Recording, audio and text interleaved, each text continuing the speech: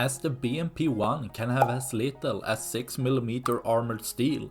Even a high explosive dual-purpose grenade has no problem penetrating through, as this Ukrainian drone manages to hit the fuel tank of the vehicle, causing a burst of flames to shoot out, resulting in a fire that slowly built in size, reaching the ammunition, causing first a larger explosion, followed with some smaller after, showing what a Ukrainian drone can do with a single grenade, completely destroying a Russian BMP-1, destroying another of Russia's vehicle, leaving one less for tomorrow.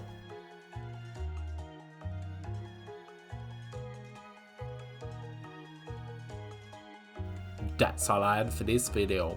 Please like and subscribe for more. Thanks for watching. Bye.